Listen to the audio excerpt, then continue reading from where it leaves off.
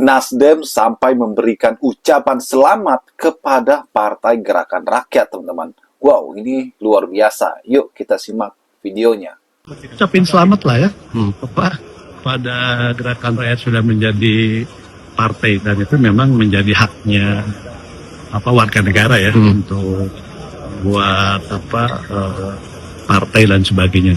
Jadi kita ucapkan. Hai anak Abah, terima kasih atas antusiasme luar biasa untuk bergabung dengan Gerakan Rakyat. Saya Nenang Sutisna, Wakil Ketua Umum Gerakan Rakyat Bidang Transformasi Digital. Mohon maaf karena belum bisa merespon satu persatu dari belasan ribu komentar dan DM yang masuk, yang menanyakan bagaimana cara bergabung dan berpartisipasi di Gerakan Rakyat. Namun perlu saya sampaikan, kami terus berusaha memfasilitasi semua orang agar bisa ikut terlibat, berkontribusi, dan menjadi bagian dari gerakan ini. Karena itu, pada kesempatan ini saya ingin menyampaikan pengumuman penting. Besok, hari Rabu, pukul 15.00 waktu Indonesia bagian Barat, di Jalan Brawijaya 10 nomor 46 Jakarta Selatan, akan dilaksanakan acara launching kartu tanda anggota Gerakan Rakyat. Acara ini akan dilaksanakan, dibuka oleh Pak Anies langsung, dan insya Allah akan disiarkan secara live melalui akun Instagram Nandang Sutisna Channel. Setelah launching tersebut,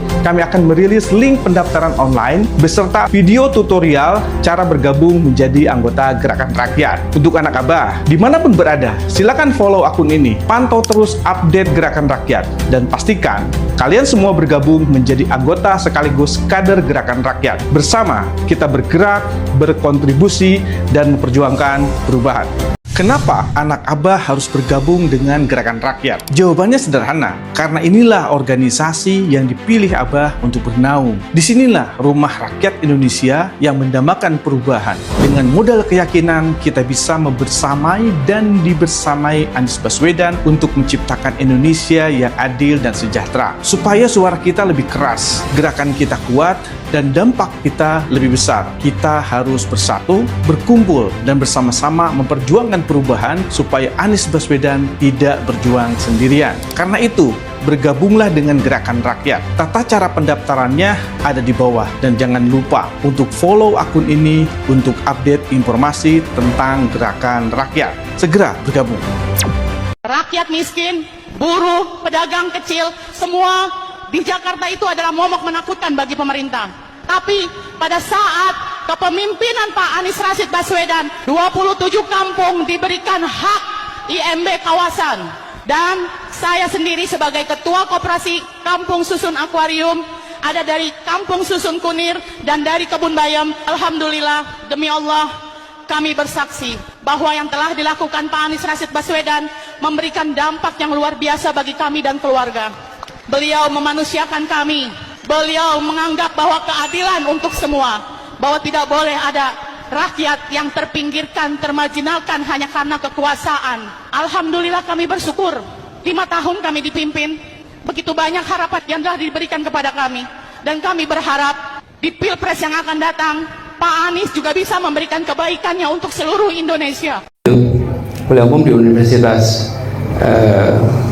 Pamulang, saya mengatakan bahwa kemajuan bangsa itu ditentukan oleh kualitas manusia.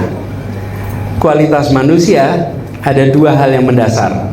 1, kesehatan, 2, pendidikan. Kalau 2 itu dikelola dengan baik, insya Allah kualitas manusia akan baik. Kalau kualitas manusia baik, maka pembangunan akan berjalan dengan baik. Karena orang yang sehat dan tercerdaskan, dia akan bisa beraktivitas dengan jauh lebih baik. Betul tidak, teman-teman? Nah, itulah sebabnya kenapa 2 hal ini penting. Nah, pertanyaannya, apakah ini urgen? Urgen sekali di Indonesia, sangat urgen.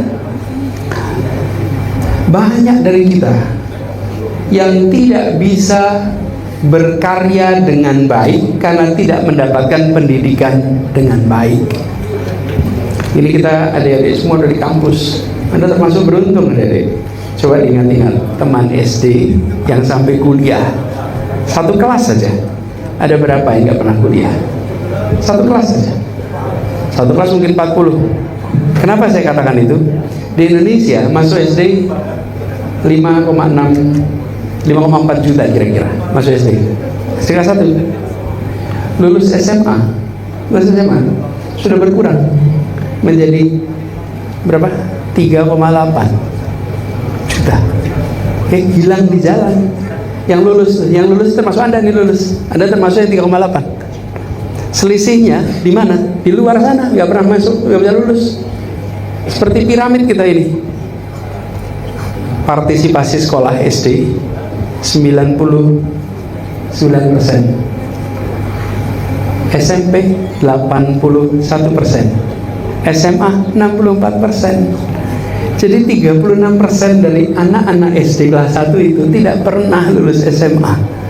Bagaimana kita lalu kita selalu bicaranya tentang kualitas sekolah ditingkatkan, kurikulum ditingkatkan. Lah yang tidak dapat sekolah itu bagaimana? Kita nggak obrolin. Betul tidak? Setiap kali kita bicara pendidikan selalu membicarakan yang berada dalam sekolah. Dan yang di luar ada yang mikirin. Itu yang membuat sektor informal kita selalu besar. Karena mereka mau daftar pekerjaan, daftar ke Universitas Bung Hatta aja, pasti ijazahnya minimal SMA untuk jadi pegawai. Betul tidak? Lah ijazah SMA aja nggak punya. Urgen ini. Ini kalau nggak diselesaikan, kita ketinggalan terus. Coba hitung 1,6 sampai 1,8 per angkatan yang tidak lulus SMA. Kalikan 10 tahun, 16 juta sampai 18 juta anak per angkatan. Selama problem ini dibiarkan, itu tambah terus. Ke depan kita selalu isinya informal sektor. Kenapa? Karena mereka nggak pernah bisa lulus SMA. Karena itu yang harus dikerjakan. Ini baru kualitas pendidikan, belum kesehatan. Kita tahu kualitas otot, kualitas otak tergantung gizi usia dini, bukan gizi ketika SD, SMP, tapi dini. Dari mulai kapan? Dalam kandungan sampai 6 tahun pertama itu paling menentukan. Nah di situ letak investasi kesehatan kita, sehingga otaknya baik, ototnya baik, paling nggak fisiknya itu disiapin. Gizi ibu hamil gizi.